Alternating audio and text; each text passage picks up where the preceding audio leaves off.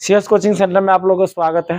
कैसे मेरे प्यारे बच्चे, उम्मीद करते हैं आप बहुत ही सुंदर होंगे। आज हमारे चैनल पे आप यदि नए हैं तो चैनल को सब्सक्राइब करेंगे और उसके बाद फिर अगला नंबर सवाल जो हम बताने जा रहे हैं उसको बारीकी से आप लोग समझेंगे और देखेंगे, सुनेंगे। ठीक है, तो हमारा सवाल क्या कहता है कि अभाज्य गुणनखंड विधि द्वारा हमको क्या बोला है निकालने के लिए, एचसीएफ बोला है निकालने के लिए। तो जब कभी भी आप एचसीएफ निकालेंगे तो सबसे पहले जो संख्या दी गई रहती है उनको पहले आप लोग क्या करेंगे, फैक्टर में तोड़ लेंगे। हम लोग फैक्टर में तोड़ेंगे तो 2 से लगाएंगे तो कितना आ जाएगा 24, फिर 2 से लगाएंगे तो कितना आ जाएगा 12, फिर 2 से लगाएंगे तो कितना आ जाएगा 6, फिर 2 से लगाएंगे तो कितना आ जाएगा 3। ये हम लोग फैक्टर में तोड़ लिए उनको 48 को।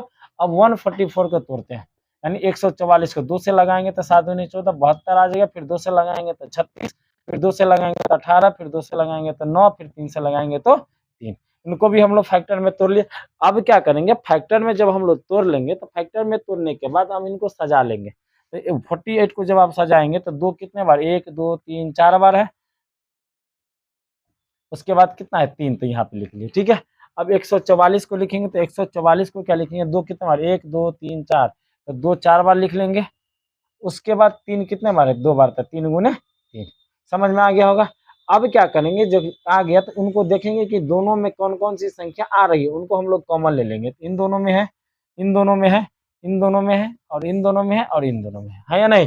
यानी 2 2 का कॉमन मिल रहा है और उसका 3 का कॉमन मिल रहा है। तो जितना भी कॉमन लिया दोनों में से एक एक संख्या ले लेंगे। इन दोनों में से एक ले लिए, इन दोनों में से एक ले लेंगे, इन दोनों में से एक ले लेंगे, इन दोनों में से एक ले लेंगे, उसके इन दोनों 3 में से एक 3 ले लेंगे। अब गुना करेंगे तो 2 दूनी 4, दूनी 8, 8 दूनी 16, 16 हमको कितना निकल के आ जाएगा 48। यही हमारा क्या हो जाएगा, एचसीएफ हो जाएगा। बाकी मिलते हैं, तब तक के लिए बाय, अगले वाले वीडियो में।